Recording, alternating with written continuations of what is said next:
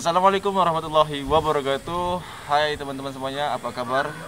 Kembali lagi di acara podcast LSPI dengan saya Fats dan rekan saya ada Rafli Sutrisno. Dan biasanya podcast itu kan identik dengan sebuah rekaman yang berada di studio dengan alat yang proper, peredam suara, mic dan lain sebagainya. Tetapi berbeda kali ini tema podcast LSPI kita mengambil tema alam ya, karena juga Bandung merupakan salah satu kota termacet di Indonesia, di mana polusi udara atau tingkat kebisingan itu sangat luar biasa di Bandung ini. Dan kita mengambil alam karena lebih sejuk dan lebih adem,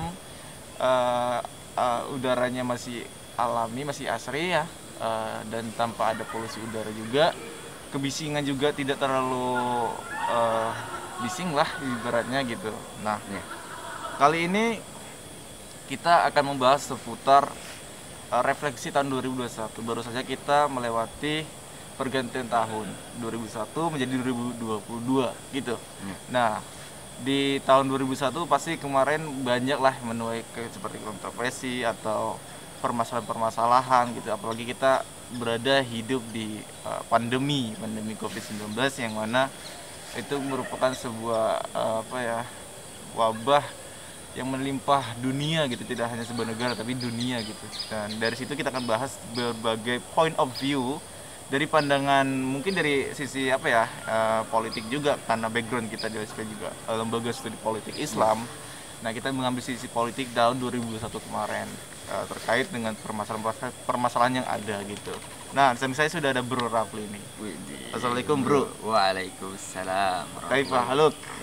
Khair. Khair, alhamdulillah. Alhamdulillah. Nah, saya mau nanya nih seputar permasalahan refleksi 2021 kemarin. Nah, apalagi kan antum ini kan sebagai salah satu pengurus LSPI bener ya, lembaga studi politik Islam UIN di Bandung. Saya mau nanya terkait dengan politik, di sisi politik itu sendiri, langsung to the point aja ya, biar tidak bertele-tele gitu. Karena juga kebanyakan kalau misalnya hostnya itu bertele-tele, penontonnya akan apaan sih host ini, banyak basa-basi doang, langsung to the point lah gitu. Yang kita konten itu yang mau kita tunggu gitu. Nah, gimana nih pandangan dari salah satu pengurus ini ya terkait dengan politik 2021 kemarin? Apalagi kita hidup di masa pandemi seperti ini ya, di mana semuanya kesulitan, tidak hanya perorangan tapi negara-negara di dunia itu kesulitan juga gitu. Ya, gimana pendapatannya Bro? Ya, kalau kita bicara soal 2021 ya, satu tahun kemarin itu memang kalau saya lihat adalah tahun yang penuh dengan duka, penuh dengan kontroversi dan juga konflik serta intrik yang kemudian mewarnai setiap bulannya gitu. Yang pertama tentu saja kemudian COVID itu belum mereda gitu. Belum beres. Sudah beberapa tahun kemudian masih dalam kondisi COVID gitu kan. Kita teronline kan di rumah gitu kan. Dan kita pun ya rasalah bagaimana kemudian rasanya kuliah itu di rumah. Begitu jenuh, begitu banyak hal-hal yang kemudian tidak seleluasa ketika kita berkuliah secara offline gitu kan. Oh, berarti ini ngambil pandangan dari sebagai mahasiswa juga ya? Iya kan, sebagai mahasiswa kita seperti itu kan. Termasuk mungkin yang paling saya sayangkan itu adalah kawan-kawan mahasiswa baru. Bagaimana nanti ironinya mereka datang ke kampus terus tidak tahu gedung kampus mereka yang mana kan? Nggak ada PBAK-nya lagi. Iya, kan udah dua angkatan kan yang belum pernah ke kampus. Cuman alhamdulillah kan mulai ada ini ya, yang offline sedikit-sedikit gitu. Hybrid. Ya, hybrid. Nah, itu pertama COVID. Kedua mungkin dari sisi politik sebenarnya banyak sekali peristiwa-peristiwa yang saya kira membuat kita geleng-geleng kepala gitu kan. Tentunya luar biasa sekali, dari Omnibus Law, kemudian juga RUU PPKS, kemudian juga yang paling ramai itu di kalangan mahasiswa adalah tentang BEM UI yang kemudian dengan istilah King of Lip Service yang menuai pro kontranya, kemudian turun langsung rektornya, dan ternyata terbuka bahwa rektornya itu punya rangkap jabatan, bro. Benar ya. Bismillah komisaris. Benar ya. Bismillah komisaris. Benar ya. Bismillah komisaris. Bismillah komisaris. Bismillah komisaris. Ya, yang jadi di sana mulai muncul kemudian pertanda-pertanda bahwa memang oligarki di Indonesia ini mulai kemudian berarah pada kepentingan pribadi kepentingan pribadi gitu kan. Termasuk juga demokrasi kita kan, ini demokrasi Indonesia sedang dievaluasi oleh dunia, bahwa ada Journal of Democracy yang kemudian menyampaikan di sana demokrasi Indonesia sudah tidak sehat lagi gitu kan, mulai kemudian mengarah kepada otoritarianisme, autokrasi gitu kan, yang kemudian Jokowi di sana ya kan, ada intel di sini ya Jokowi kan kemudian dengan berbagai kebijakannya juga menuai kontroversi gitu kan. Itu kalau refleksi gitu kan, dan banyak lagi kemudian termasuk antungan dari fakultas pendidikan, banyak juga masalah pendidikan yang baru aja kemarin kampus Unri itu ya. Unri kemudian juga mungkin keluar kebijakan tentang seks di kampus, boleh sah-sah aja kalau misalnya berduanya sama-sama mau. Iya. Aduh. Jadi gara-gara jadi kan yang masalahnya bukan setuju atau tidak, tapi perzinahannya kan yang boleh. Karena kalau perzinahan setuju atau tidak ya tentu saja akan mendapatkan ini. Jadi nanti juga muncul ke ambiguitas itu kan. Benar, ya. Ketika kita misalkan ada keamanan kampus kemudian menindaklanjuti kasus seperti hal tersebut, terus mereka kan bisa menolak dengan mudah. Tapi kan kami sama-sama setuju, jadi lo gak punya urusan sama urusan gua gitu kan, karena kita sudah sama-sama setuju untuk melakukan ini gitu kan.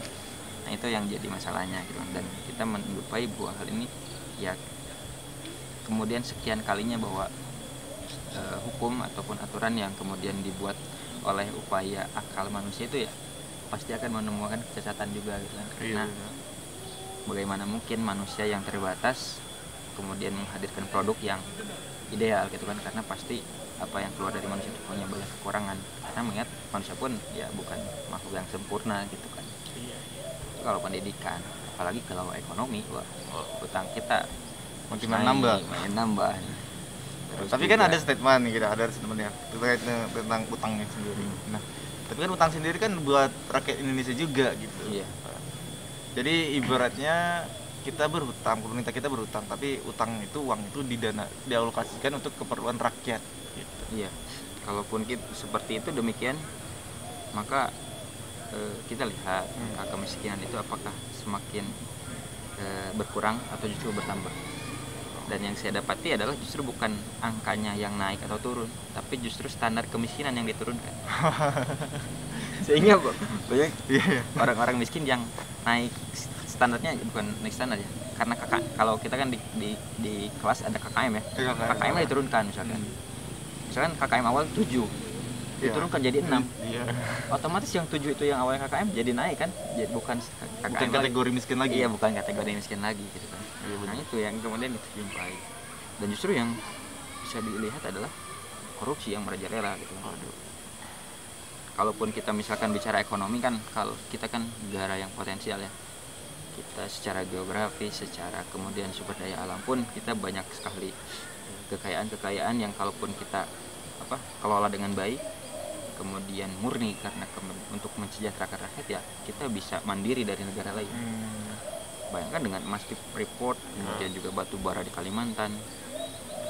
Kalau dibahas di seksi killer kan ternyata batu bara Kalimantan pun ujung-ujungnya ya sama 1% orang Indonesia saja gitu kan, oligarki aja gitu. Seksi killer itu. Makanya di sana pemerintah saat ini saya kira tidak baik-baik saja gitu kan. Makanya perlu ada kemudian solusi yang saya kira bukan hanya solusi ganti orang, ganti aturan, bukan ganti orang terus ganti kebijakan, tapi juga kemudian apa yang menaungi orang dan kebijakan itu, yaitu struktur ataupun sistem daripada negeri ini gimana sih. Mungkin tadi itu ya terkait dengan refleksi dari tahun 2021 yang mana kita bisa sama-sama belajar dari apa yang sudah kita alami, apa yang sudah terjadi terkait dengan perpolitikan. Kita sebenarnya tidak bisa menyalahkan politik Indonesia seperti apa kayak gini, apalagi di dalam kondisi seperti ini. Kita tidak bisa menyalahkan sepenuhnya gitu. Tapi sebagai rakyat, apalagi sebagai mahasiswa, kita kan berhak untuk mengkritik, apalagi kan sistem kita demokrasi ya, bebas berpendapat. Jadi kita juga bisa menyuarakan opini kita terkait sebaiknya sistem politik Indonesia itu baiknya seperti apa, dan kita mungkin bisa apa ya namanya istilahnya, apa sih istilahnya, Memberikan saran. memberikan saran juga kepada pemerintah kita, karena demokrasi sendiri memberikan wadah kepada rakyatnya, di mana suara yang paling tinggi itu adalah suara rakyat kalau sebenarnya dari sistem demokrasi itu sendiri. Apalagi mahasiswa yang diidentifikasi sebagai agent of change, Iron Man dan segala macam sebagainya, yang mungkin teman-teman akan Iron Man, Iron Stock. Iron Stock kemarin akibat Avengers sih. Iron Stock ya, dan lain sebagainya, yang mungkin dari mahasiswa barat itu akan digaungkan oleh kata-kata seperti itu gitu. Nah, mungkin kita akan beranjak kepada resolusi di tahun 2022 gitu.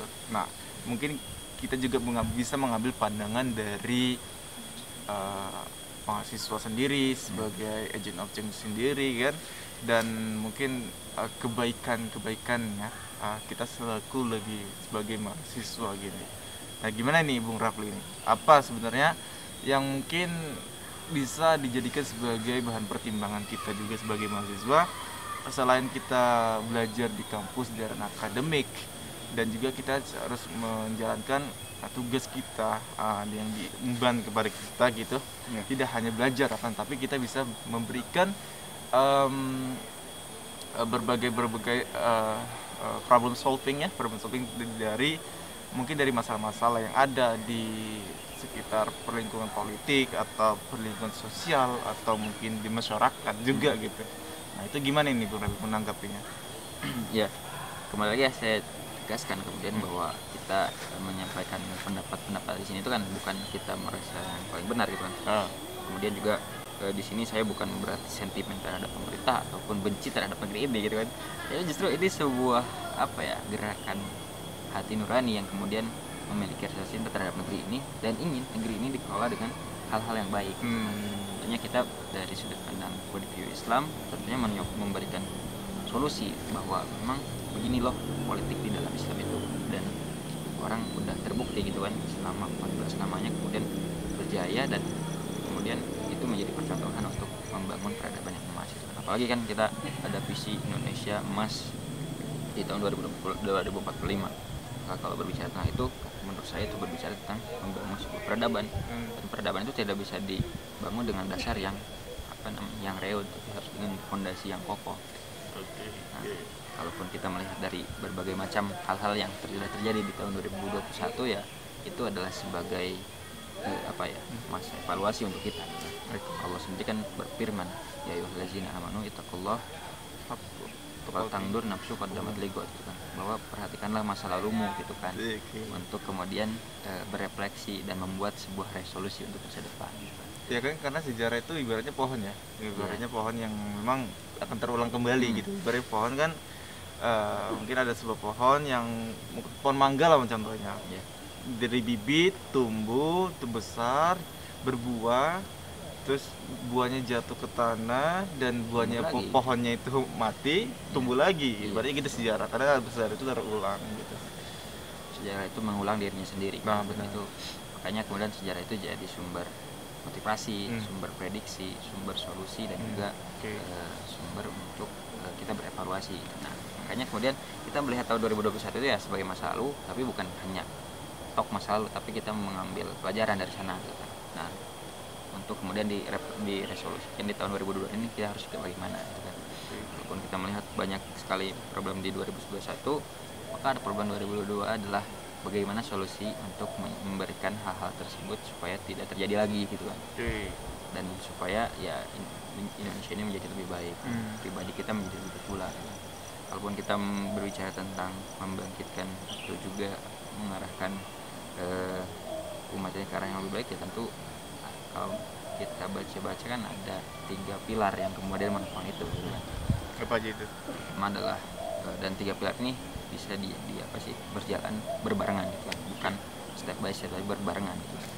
Maka yang pilar pertama adalah individu yang bertakwa gitu. Ketika individu itu kualitasnya sudah baik, kemudian pola pikirnya sudah bangkit gitu kan, kita bagaimana di kitab kebangkitan seseorang itu tergantung dari pemikirannya terhadap apa hidup, alam semesta dan manusia gitu kan. Karena 3 komponen ini yang menjadi pola kehidupan gitu kan. Jadi kalaupun 3 komponen ini sudah apa terpikirkan dengan baik gitu, dan dikombinasikan dengan sebelum kehidupan, pas kehidupannya juga setelah kehidupan akan bagaimana, maka ya kebangkitan manusia itu akan tercapai. Dan tentunya dengan keimanan kepada Allah, meningkatkan kesaksian Islamiyah dengan pola pikir dan pola jiwa yang Islami, maka tentunya akan muncul pribadi-pribadi yang bertakwa. Pilar yang kedua adalah masyarakat yang berdakwah gitu kan. Jadi ada kemudian masyarakat yang sama-sama sadar, kita sadar nih bahwa kebangkitan Islam itu ataupun kebangkitan umat itu hal yang penting, sehingga nanti mungkin kita selain dari kewajiban kepada Allah gitu kan dengan menjalankan syariatnya, ya di sisi lain adalah bahwa kalaupun kita ingin mencapai apa yang selalu kita doakan, Rabbana atina fid dunya hasanah wa fil akhirati hasanah, ya tentunya kepada Rabbana, kepada Rob itu kita meminta kepada Allah, meminta dunia yang hasanah dan juga akhirat yang hasanah, ya tentunya Allah yang kemudian memberikan itu, dan tidak ada jalan lain kecuali ya dengan bertakwa. Dimana kan ketika bertakwa Allah akan berikan solusi, berikan berbagai keutamaan itu kepada kita. Maka dengan masyarakat yang berdakwah itu yang kemudian mendakwakan Islam untuk kemudian kesadaran Islam itu terbangun. Dan yang ketiga adalah negara yang kemudian menerapkan syariat.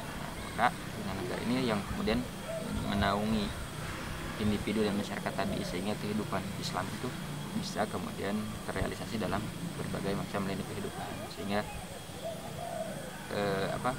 Al-Quran dan hadis itu bukan hanya kita hafal, tapi kita aplikasikan gitu. Dalam kehidupannya, dalam kehidupan, baik itu dalam kehidupan kita pribadi gitu kan, dalam kita menata passion kita, food kita, ataupun juga fun gitu kan. Bagaimana kemudian Islam itu memberikan panduan kita untuk bersenang-senang, bersenang-senang yang syar'i. Dan salah satunya adalah rihlah bro, ada alasan kenapa kita itu harus ke alam gitu kan. Kan kalau kita sedikit aja ya intermezzo, kalau kita lihat kenapa sih Nabi itu ketika masa kecil dididik oleh Bani Sa'idah, oleh Halimatus Sa'diyah, Bani Sa'adah oleh Halimatus Sa'diyah, dan itu kan lokasinya itu bukan di kota kan, tapi di kampung-kampung. Nah, alasannya itu supaya anak itu dekat dengan alam, karena ketika dekat dengan alam dari segi membentukkan mental dan juga kejiwaan itu lebih baik daripada dibangun di kota, apalagi dengan sikap yang lebih peduli gitu terhadap alam. Kalau di kota kan kebanyakan nggak bermaksud kemudian menilai orang-orang kota ya, cuman ya kadang-kadang kemudian ada individualisme, jadi satu terang dengan lain nggak ada kepedulian gitu. Nah itu kalau intermezzonya gitu, itu jadi yang terkait dengan fun. Terus juga hubungan kita dengan sesama manusia gitu kan, dengan dalam kan sesama manusia melibatkan terkait dengan saya dengan antum jual beli gitu kan, atau saya dengan antum dalam masalah apalagi pendidikan gitu kan, misalkan antum mengguru saya ataupun kemudian kita terlibat dalam dunia pendidikan. Terus ya secara umum ya muamalah gitu kan, hubungan antara manusia dengan manusia, dan juga terkait dengan hubungan manusia dengan Allah gitu kan, mana di sana kita diperintahkan untuk takwa, sebaik-baik takwa gitu kan. Makanya di tahun 2022 ini ya menjadikan kita sebagai yang lebih baik gitu kan.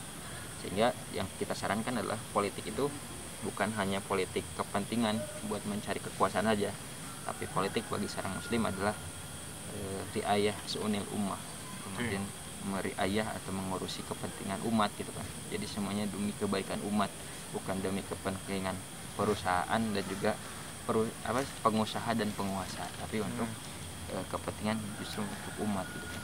Sehingga ya dengan demikian, dengan umat yang bertakwa, maka ya kesejahteraan itu sebuah bonus ya, karena niat kita karena Allah gitu.